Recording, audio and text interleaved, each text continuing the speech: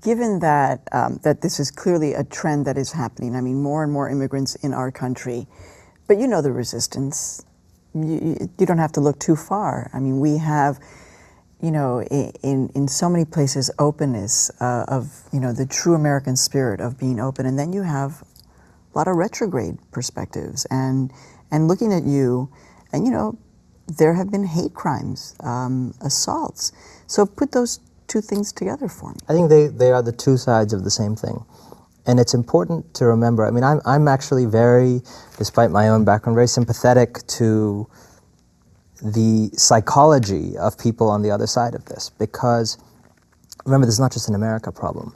We have a world that is changing in this aspect very quickly. So to give you one statistic that really captures this, the world has been majority rural for all of human history until the last decade, right? So this is a huge milestone in human affairs. It should have been a banner headline in every newspaper. Most of us now live in cities. Now the important thing about that is most people didn't originally 1,000 years ago, you know, spring out in lower Manhattan, right? So cities are places to which people come. They come from other countries, they come from rural areas, but they're all migrants. They're not, no one's from cities ancestrally.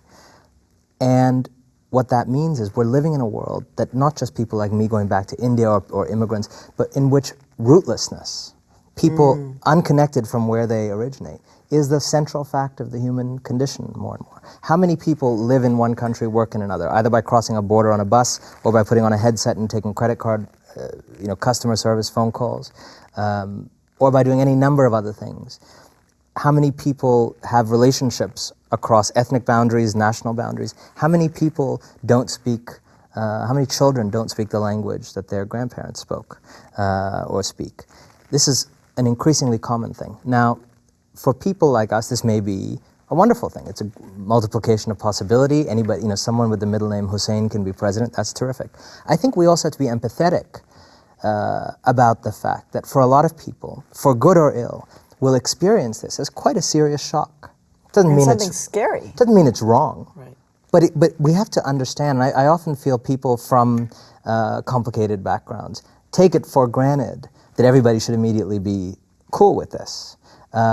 Cosmopolitanism is quite a difficult idea, and if you are living in the middle of Missouri and suddenly globalization comes and, you know, wipes out your manufacturing industry, suddenly the average skin color in your neighborhood in the course of 40 years changes drastically. Suddenly women gain all sorts of privileges that they should have, but are still quite unsettling to every institution as you've understood it. Suddenly, the president is someone of a kind that you've never had as a boss or you've never had as a friend. And all these things are happening in like a 30 to 40 year period. It's a lot of change. And so when we think about, when I think about these hate crimes and all this other stuff, I think about it as a very dark outcome of what is just a genuine fear and anxiety and inability to process this new future that a lot of people are struggling with. Are we hopeful? Are you hopeful? Is it, you know, if your vision, if you could decide what the world looks like actually in the next 40 years, what does it look like? You know, is it in fact, yes, the United States will always be powerful, but there is an undeniable increasing power, presence, politically, demographically, culturally, religiously. So optimistic, or it's going to be painful before we get there? Those two things are not exclusive. I'm optimistic and it will be painful. But here's why I'm optimistic. The analogy I would make would be to what happened with the entry of women into all kinds of spheres of life over the last 50 years, which has happened in this country and elsewhere in the world. What we have now realized 50 years on is that half of human ingenuity, half of the great ideas we could have had, half of the ways of seeing things were actually not in the room. And we didn't realize in a way they were not in the room until they were in the room.